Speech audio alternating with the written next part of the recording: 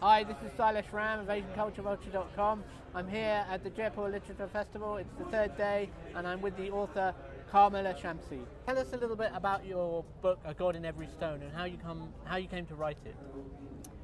A God in Every Stone is a novel set in 1915 and 1930, and my original interest was in the city of Peshawar, which is a city with a very rich and deep history. Right. And there were 2 points I was particularly interested in. One was 515 BC, and the other was 1930, so quite a distance between them. And one was the story of a traveller who came to Peshawar, and the other was of a massacre that took place during the anti-colonial fight. Right. And I thought the thing that will obviously tie these together is an archaeologist, or having archaeologists. So it's a novel of archaeologists and freedom fighters, but it starts in 1915. Did you have an interest in archaeology before you began writing this book? Not about the practice of archaeology, but ancient history has always been an area of interest. So, I'm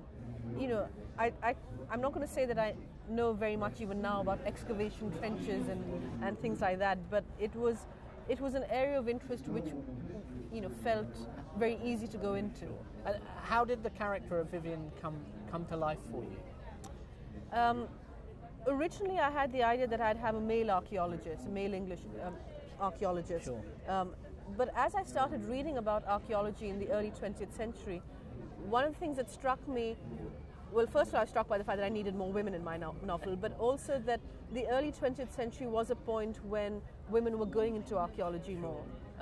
And so I had an idea for Viv, and at first she was going to be this sort of suffragette, emancipated woman, but I then thought it'd be actually more interested to make her one of the women of the time, and there were many, including several archaeologists, most notably Gertrude Bell. Sure. The women who, although they were breaking new ground and entering the terrain of men for the first time, didn't believe women should have the vote. Really? Right.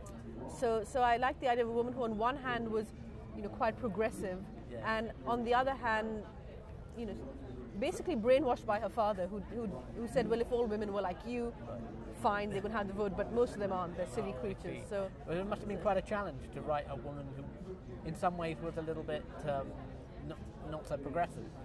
The bigger challenge with Viv was writing a character who basically, for all her minor critiques of it, basically believes in empire. Right. And that was the much harder thing to write, was a woman who in some ways was going off on digs and shared some of my curiosity and interests, but on the other hand believed that some races were superior to the other, and that the English had a civilizing mission and all of that. And that was I had to find it took me a long time to be able to create her character in a way that I understood that well enough without feeling immediately a sort of resistance to it. Absolutely, yes. So you've been in Jaipur for the full 3 days. What's been your highlight? Well, I missed the first day, so yesterday was the first full day I was around, when I was mainly rushing between my sessions. But one of the joys of Jaipur is the festival audiences, who are so huge in numbers. And if you're at a festival in England, it's very often mostly women, and mostly above a certain age.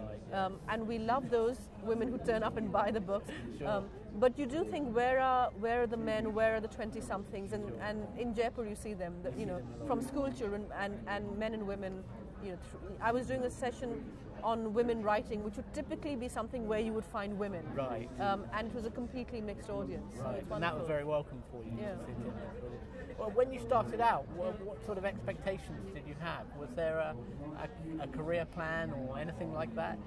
Well, I've been writing since I was 11, so Right. so there were no expectations except Right. this is fun. Maybe I should write another one. No, I don't think with something like writing a novel, there's much sense in making a career plan. Sure. You want to be able to carry on doing it. Yeah. And then, of course, as you go on, your expectations change in what you want. But, when I started out, just to have someone publish my book, Sure. Was what I wanted with the first book. What's the next challenge for you? The next challenge is figuring out what I'm going to write next. I'm sort of between novels at the moment and haven't quite worked out what the next book is. Thank you, Carmen. Thank you.